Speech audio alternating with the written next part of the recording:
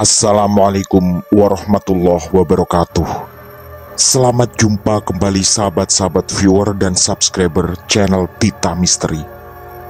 Kali ini kami akan membawakan sebuah kisah misteri dengan judul Misteri Pesugihan Mustika Rantai Babi. Selamat mengikuti.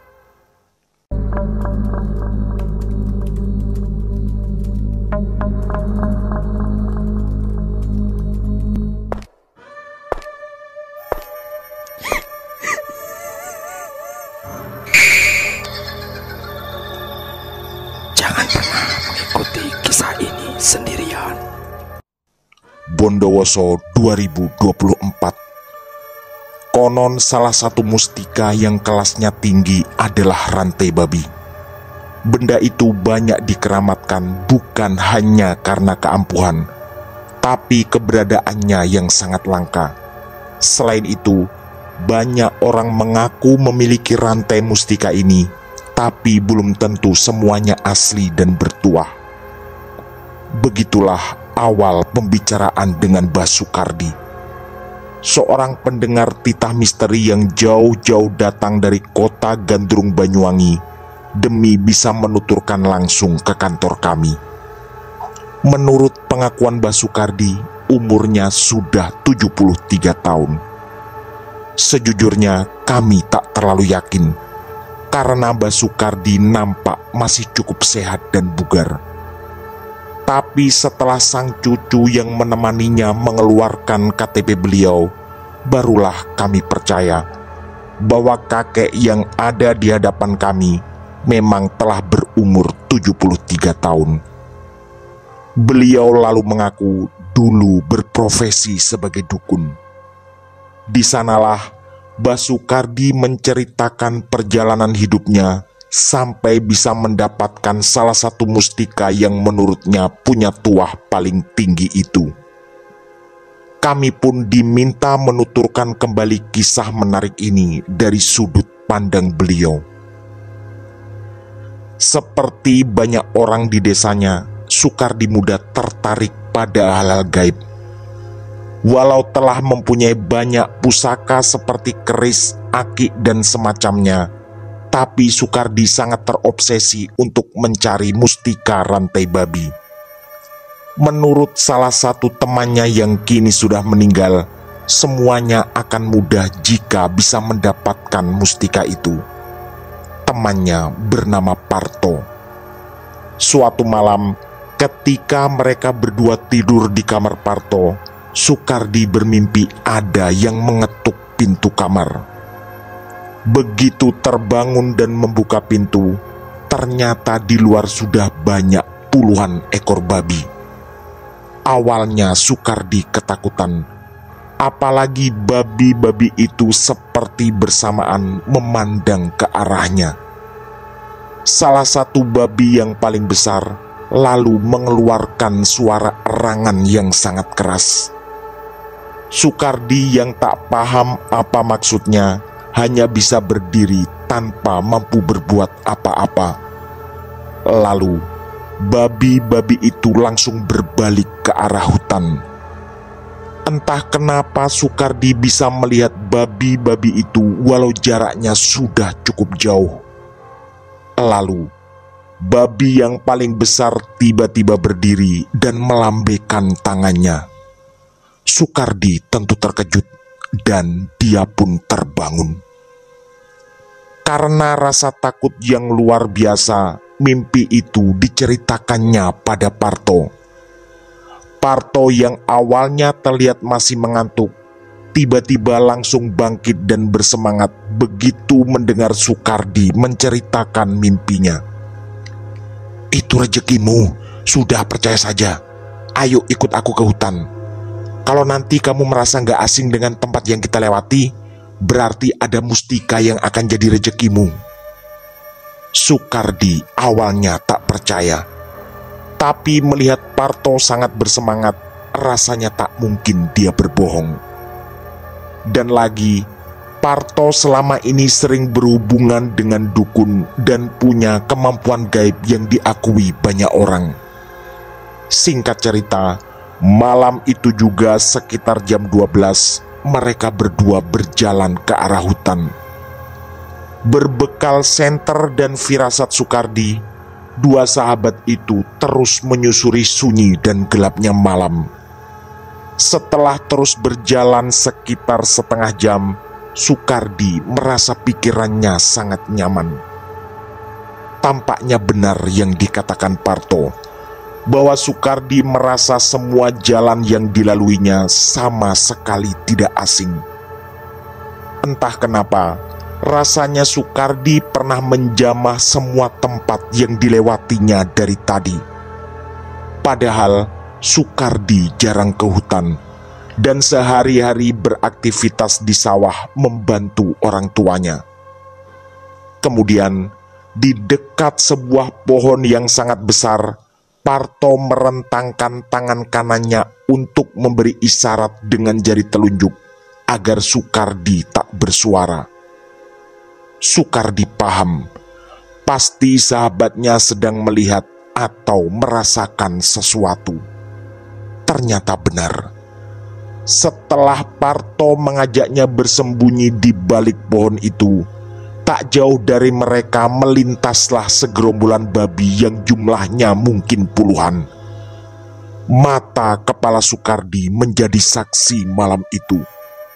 Ada seekor babi besar yang posisinya paling depan dan lehernya seperti memakai kalung.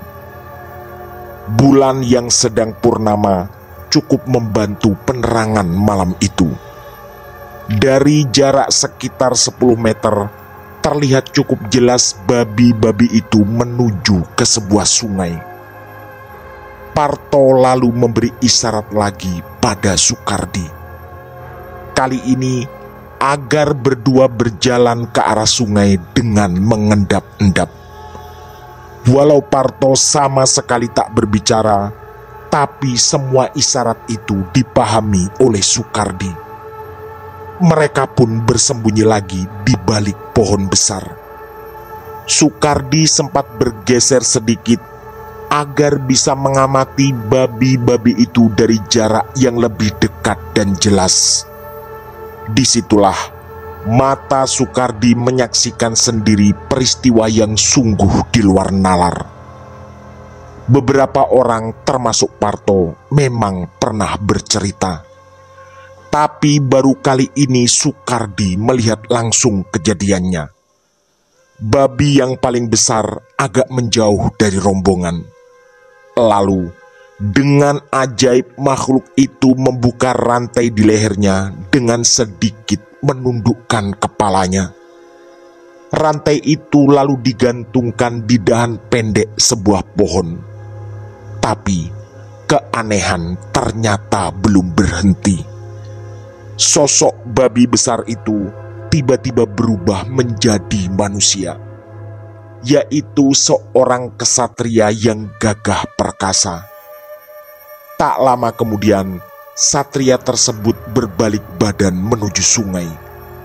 Sepertinya dia akan mandi bergabung dengan babi-babi yang lain. Soekardi merasa ketakutan.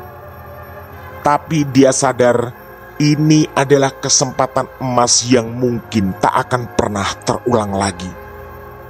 Setelah kembali mengendap-endap, dia lalu bangkit dan secepat kilat menyambar barang berupa kalung itu. Suara gemerincing terdengar dan membuat satria babi menoleh.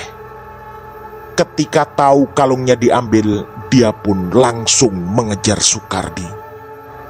Tak butuh waktu lama, satria itu berhasil menyusul Soekardi dan memaksanya berhenti. Dengan nafas tersengal, Soekardi terpaksa berhadapan dengan laki-laki setengah siluman ini. Soekardi pun tak punya pilihan lain, walau rasa takut tak bisa dipungkiri. Singkat cerita, berbekal sedikit ilmu dari kakeknya, Soekardi berhasil mengalahkan satria itu. Bahkan satria itu sampai jatuh tersungkur setelah menerima tendangan keras dari Soekardi. Disitulah setelah berdiri, sang satria membungkukkan badan. Dia mengaku kalah karena barang yang selama ini dijaga telah berpindah tangan. Dia juga mengatakan bahwa barang itu adalah mustika rantai babi. Sang satria pun berjanji akan menuruti segala perintah Soekardi.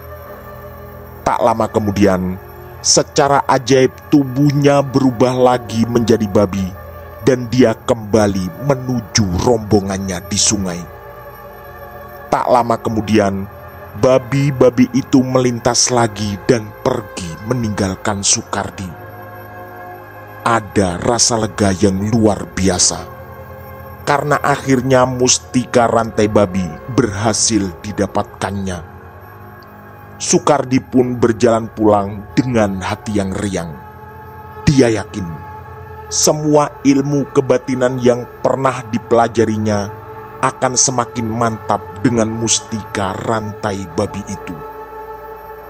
Setelah setengah jam lebih berjalan dan hampir memasuki kampung, barulah Soekardi teringat bahwa tadi dia berangkat bersama Parto. Semuanya sungguh aneh. Sejak bertemu dengan babi pemilik mustika tadi, dia sama sekali tak teringat tentang Parto. Disitulah Soekardi menyimpulkan bahwa nyali Parto ternyata tak seperti yang diduganya. Karena selama ini dia terkenal suka belajar ilmu kebatinan dan punya kenalan banyak dukun. Soekardi tak singgah lagi di rumah Parto dan langsung pulang. Walau belum menikah, tapi Soekardi tak tinggal serumah dengan bapak dan ibunya. Dia tinggal di rumah peninggalan almarhum kakeknya sejak beliau meninggal 2 tahun yang lalu. Sesampainya di rumah, Soekardi meletakkan mustika rantai babi itu di dalam kotak penyimpanan khusus bersama dengan pusaka-pusaka lainnya.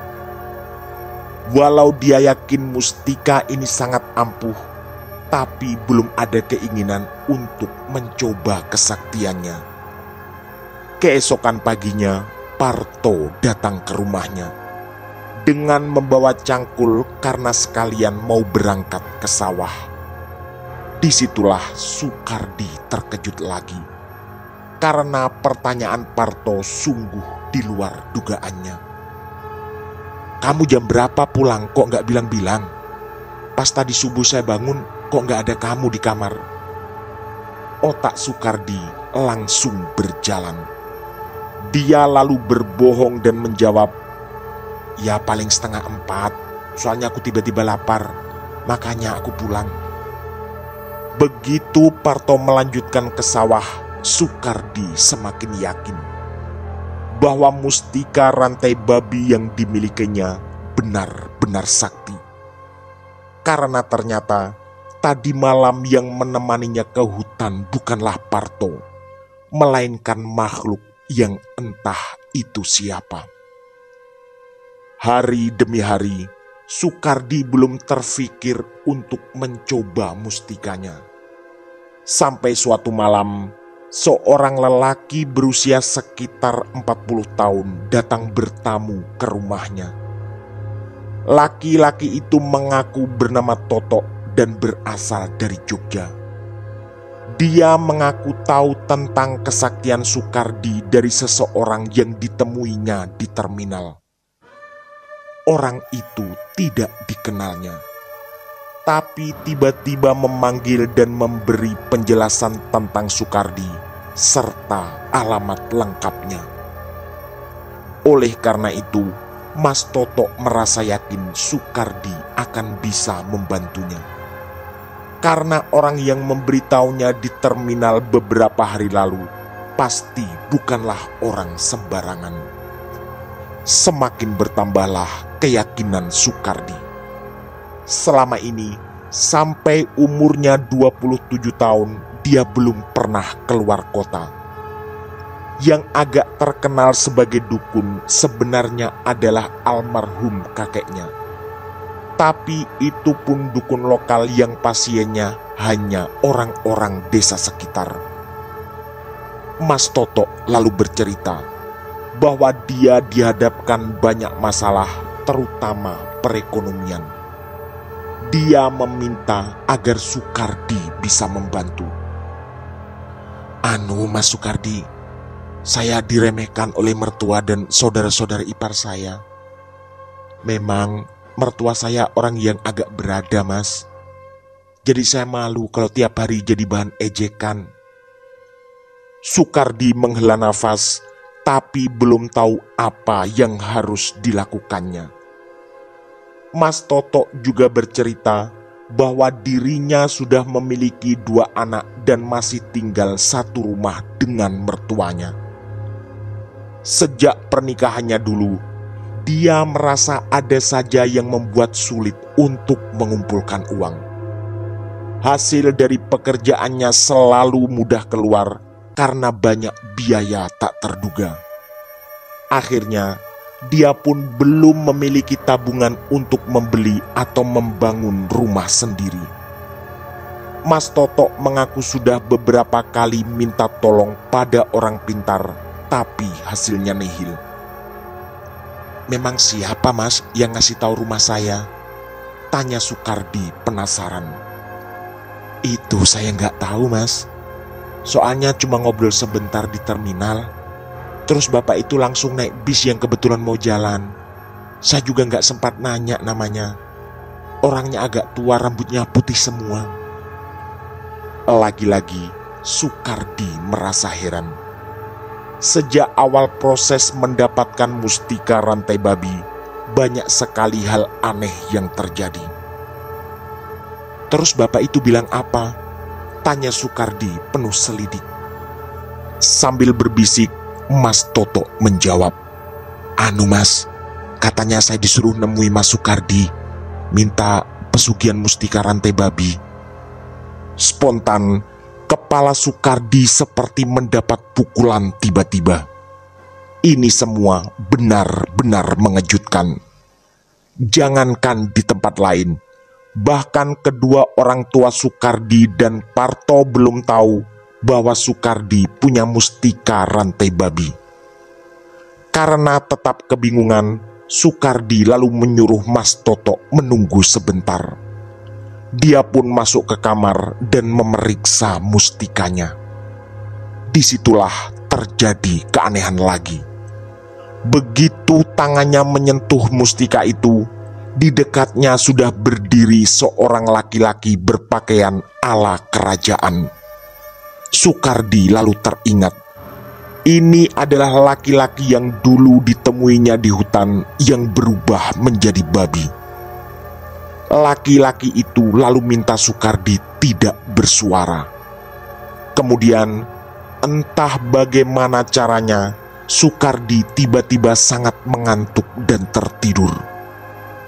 Tak lama kemudian, dia terbangun dan laki-laki itu sudah tak ada di kamarnya. Sukardi pun segera kembali ke ruang tamu menemui Mas Toto. Terima kasih loh Mas Sukardi, ucap Mas Toto. Tentu Sukardi tak mengerti apa maksudnya, tapi dia membiarkan Mas Toto melanjutkan bicaranya. Saya sudah mengerti, Mas, semua ritual yang sampean jelaskan tadi. Saya juga paham yang diminta tadi, yaitu saya nggak boleh lagi datang ke sini. Ya sudah, saya pamit ya Mas, terima kasih. Sukardi pun mengangguk dan tersenyum walau pikirannya masih kebingungan. Begitu Mas Toto pergi dengan sepeda motornya, Sukardi mulai merenung dan menduga-duga. Sampai akhirnya otaknya menemukan kemungkinan terbesar. Bisa jadi karena di hutan sudah berhasil mengalahkan Satria Raja Babi, mungkin dialah yang tadi mengatasi semuanya. Atau mungkin dia yang menjelaskan pada Mas Toto tentang ritual yang harus dijalani. Tak lama kemudian, hujan deras tiba-tiba turun. Saat itulah laki-laki satria tadi tiba-tiba muncul di ruang tamunya. Kali ini rasa takut sudah jauh berkurang. Apalagi Soekardi merasa sangat percaya diri karena satria ini pernah dikalahkannya dalam pertempuran di hutan. Disitulah laki-laki itu berbicara. Dia mengaku bernama Kliwon dan siap membantu semua urusan Soekardi. Dia juga menjelaskan bahwa orang tadi memang minta bantuan pesugihan dan sudah dibantu. Satria itu pamit dan tiba-tiba menghilang dari hadapan Soekardi. Malam harinya, Soekardi mengalami mimpi yang sangat menakutkan. Tiba-tiba dia berada di tengah hutan sendirian. Tak lama setelah dia duduk bersila, muncullah barisan puluhan babi yang melintas. Salah satu babi itu seperti memanggil namanya. Soekardi pun kebingungan karena tak tahu dari mana arah suara. Jika memang dari salah satu babi, entah babi yang mana. Sampai akhirnya Soekardi teringat bahwa suara itu sangat mirip dengan suara Mas Toto yang tadi sore mendatanginya.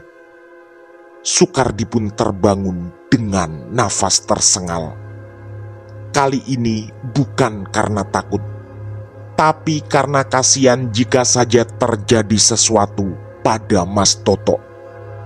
Saat itulah Kliwon lagi-lagi datang dan tiba-tiba bersimpuh di hadapan Soekardi. Karena semakin merasa percaya diri, Soekardi minta penjelasan padanya.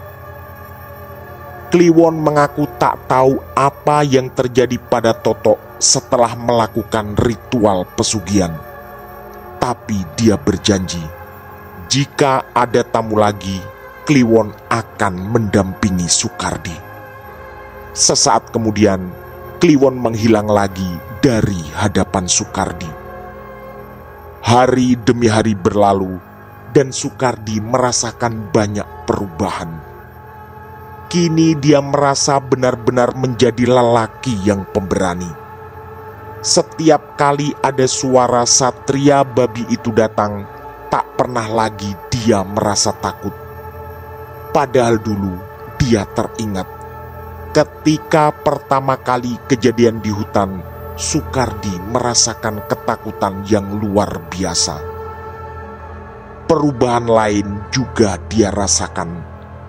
Banyak orang yang selama ini terkenal sebagai dukun terlihat sangat menghargainya. Memang dulu almarhum kakeknya pernah bercerita bahwa orang yang punya mustika rantai babi akan terlihat lebih berwibawa di mata orang lain. Sekitar 2 bulan setelah kedatangan Mas Toto, Soekardi mendapat tamu lagi. Seorang laki-laki berumur sekitar 40 tahunan yang datang bersama istrinya. Keduanya mengaku berasal dari Pacitan. Sama seperti Mas Toto, mereka mengaku mendapat alamat Soekardi dari seorang tua aneh yang ditemui di terminal. Dan seperti yang diduga Soekardi, orang ini juga minta bantuan tentang pesugihan. Soekardi pun menyuruh sepasang suami istri itu untuk menunggu sebentar dan dia masuk ke kamar. Setelah memegang mustika dan duduk bersila beberapa saat, datanglah Kliwon sang satria babi dengan penampilan gagah perkasa seperti biasanya. Dia lalu menjelaskan pada Soekardi tentang syarat dan hari pelaksanaan ritual untuk pesugihan. Syaratnya adalah si pencari pesugihan harus mencuri segenggam tanah milik sasaran yang akan dikuras hartanya, dan maksimal ada 7 orang. Juga dibutuhkan sesajen, yaitu bunga 7 rupa serta kemenyan. Tapi yang paling penting adalah darah ayam cemani yang diletakkan di dalam labu. Dan untuk pelaksanaan ritual, yaitu pada malam Jumat Kliwon yang akan datang tepat seminggu lagi, Sukardi pun segera kembali ke ruang tamu dan menjelaskan semuanya. Sepasang suami istri yang bernama Jono dan Tini itu mengaku siap menyiapkan semua sesajen dan siap datang seminggu lagi. Tak lama kemudian, mereka berdua pun pamit pulang. Setelah tamunya pulang, Sukardi merenung lagi di ruang tamunya. Ada yang membuatnya kecewa kali ini. Dulu, dia sangat ingin mencari mustika rantai babi untuk ilmu kebatinan. Tapi tamu-tamunya yang datang justru meminta bantuan pesugihan. Tapi, karena sudah terlanjur berjanji pada Mas Jono dan Mbak Tini, mau tidak mau Sukardi harus membantu mereka. Waktu bergulir kembali dan hari itu tiba. Nanti malam adalah tepat malam Jumat Kliwon. Sejak jam 2 siang, Mas Jono dan Mbak Tini sudah datang dengan membawa semua persyaratan dan tentunya ayam cemani. Seperti minggu lalu, Kliwon datang dan mendampingi Sukardi. Tapi dia yakin kedua tamunya tak bisa melihat keberadaan satria babi itu.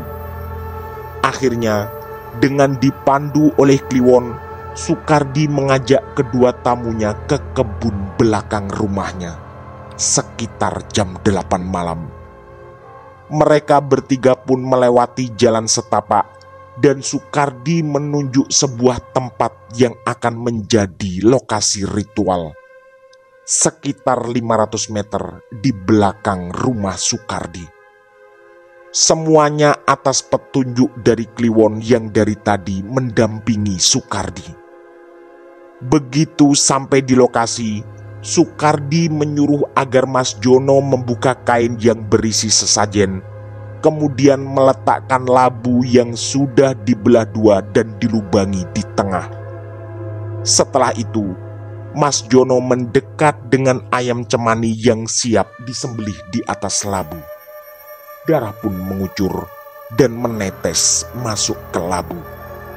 Sukardi menaruh pisau di samping labu dan menyuruh Mas Jono menaruh ayam tersebut. Setelah itu, Sukardi mundur beberapa langkah.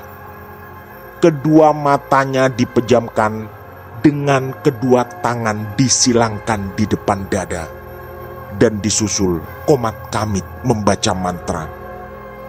Secara ajaib, mustika rantai babi tampak seperti berputar sendiri keluar dari tangannya.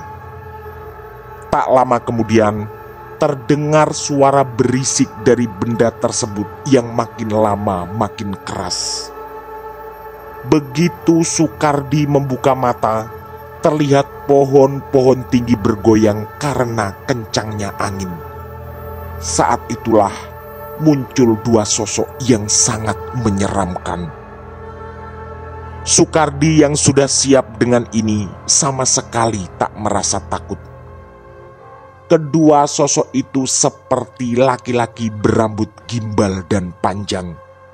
Badannya kurus dan giginya runcing bertaring.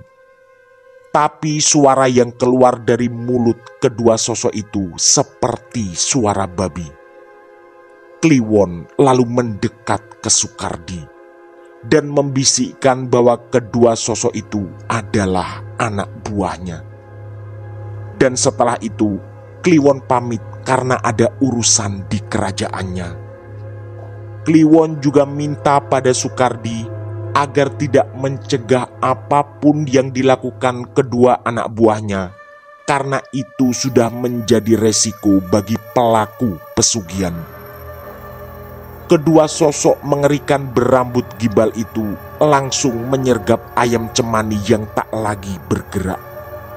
Lalu bersama-sama meminum darah yang ada di labu. Sukardi terus mengamati mereka. dan sesekali meminta agar Mas Jono dan Mbak Tini tidak takut dengan apa yang terjadi. Tak lama kemudian, kedua sosok berambut gimbal itu tiba-tiba menerjang tubuh Mas Jono dan Mbak Tini yang duduk bersila tak jauh dari Sukardi.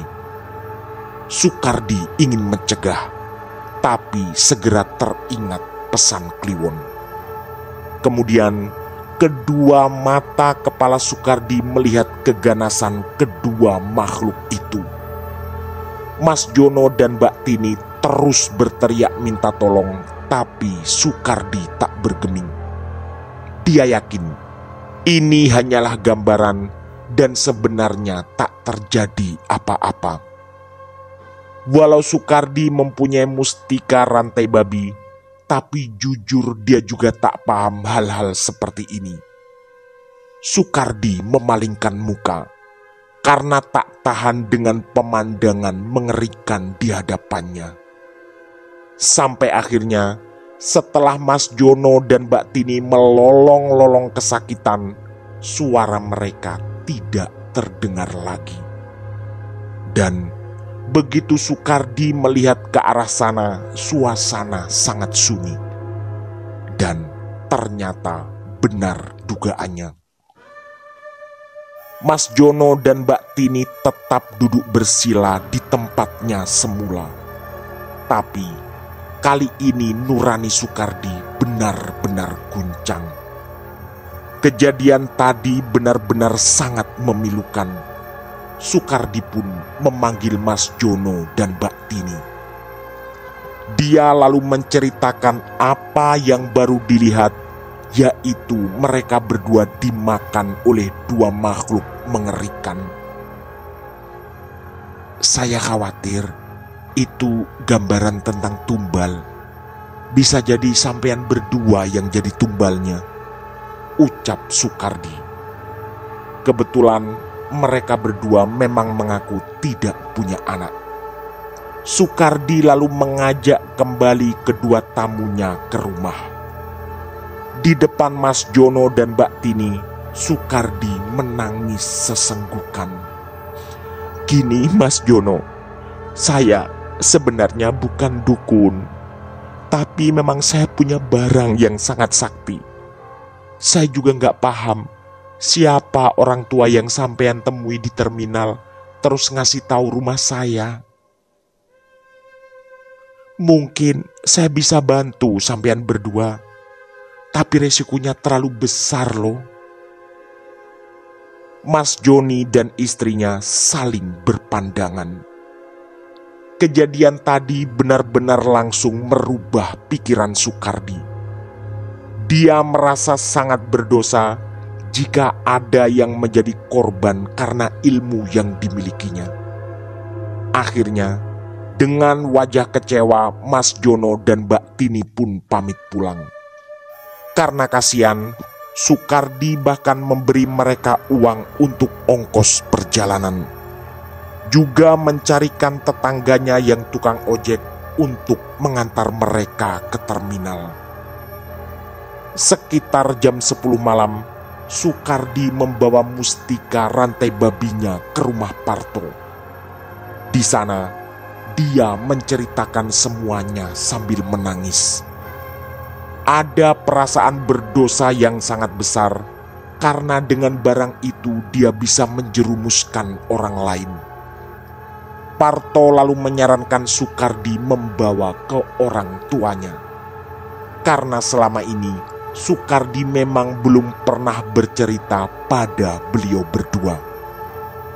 Dengan ditemani Parto, Sukardi pun pergi ke rumah orang tuanya.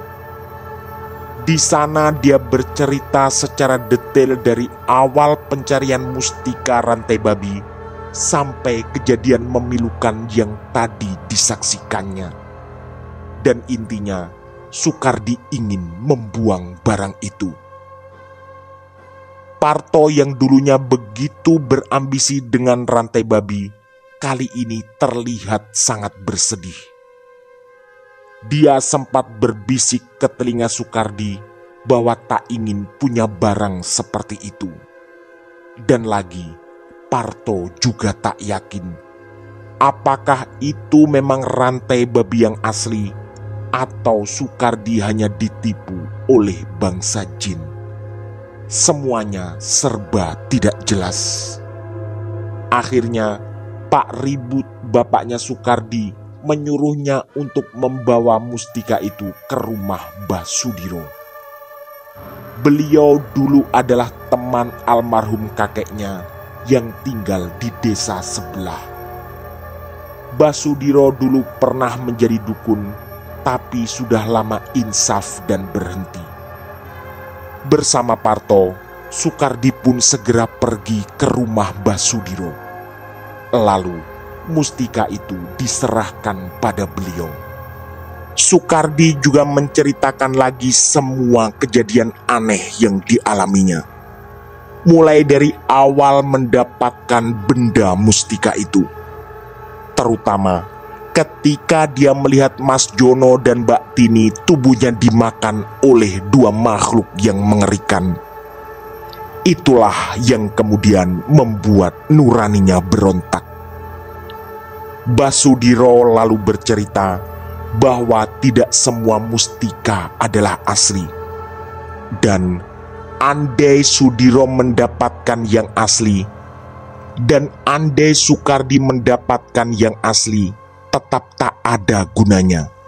Karena menurut Mbah Sudiro bisa membawa celaka. Mbah sudah pernah dulu lama jadi dukun dan punya macam-macam pusaka, tapi semuanya gak berguna. Bisa bantu orang pesugihan, bisa bantu orang biar ditakuti orang lain, tapi kan semuanya gak ada gunanya. Kalian yang masih muda-muda ini jangan terjerumus kayak Mbah dulu. Parto sempat bertanya pada Mbah Sudiro apakah mustika rantai babi itu asli. Tapi dengan nada agak marah, Mbah Sudiro mengatakan itu tidak penting, karena barang itu harus segera dimusnahkan. Mbah Sudiro lalu membawa mustika itu ke belakang rumahnya. Setelah membaca doa dan ayat-ayat suci, mustika itu dibakarnya. Mata Sukardi sempat melihat gumpalan asap tebal yang keluar dari mustika itu. Di matanya, asap itu lalu menjelma menjadi sesosok laki-laki yang mirip Kliwon, lalu berteriak, terbakar dan menghilang di telan malam. Setelah selesai, Mbah Sudiro mengajak Sukardi dan Parto kembali ke ruang tamu rumahnya. Di sanalah beliau memberi nasihat lagi. Yang penting, jangan main-main dengan barang-barang kayak itu. Bisa bahaya. Kalau nggak sekarang, suatu saat kalian pasti akan kena bahaya. Wong namanya bersekutu dengan iblis kok. Atau paling tidak, kalian akan membahayakan orang lain. Waktu kembali bergulir, dan singkat cerita mustika rantai babi itu tak lagi berada di tangan Sukardi. Entah mustika itu asli atau tidak, tak lagi terlalu penting, seperti apa yang dikatakan oleh Mbah Sudiro. Hanya saja ada satu yang dia syukuri. Dia segera meninggalkan dunia itu dan mencegah Mas Jono mencari pesugihan. Walau Sukardi tak tahu bagaimana nasib Mas Toto, tamu pertamanya. Sejak saat itu, Sukardi beberapa kali mimpi didatangi Kliwon yang memohon-mohon padanya untuk dijadikan anak buahnya lagi. Tapi Sukardi selalu menolak dan terus menjalankan nasihat Mbah Sudiro, terutama agar tertib menjaga ibadah. Sampai akhirnya dia tak pernah lagi didatangi Kliwon. Sekitar setahun sejak kejadian itu, Sukardi pun menikah Dia lalu dikaruniai 3 orang anak dan saat ini mempunyai 7 orang cucu. Setelah berumur 73 tahun dan dipanggil Mbah Soekardi, beliau menyampaikan terima kasih pada semua kru Titah Misteri karena diberi kesempatan untuk berbagi kisah ini. Beliau juga berpesan untuk kami semua, agar jangan sampai bersentuhan dengan dunia gaib apapun bentuknya, karena semuanya akan membawa kecelakaan. Tamat. Demikian kisah misteri dari kami, Misteri Pesugihan Mustika Rantai Babi. Semoga kisah-kisah kami cukup menghibur dan menemani sahabat semua. Mohon maaf apabila terdapat kesalahan dalam pemilihan atau penuturan kata. Kami atas nama segenap kru Titah Misteri mengucapkan terima kasih. Dan wassalamualaikum warahmatullahi wabarakatuh. Pesan saya, jangan bercermin sendirian di tengah malam. Sampai jumpa.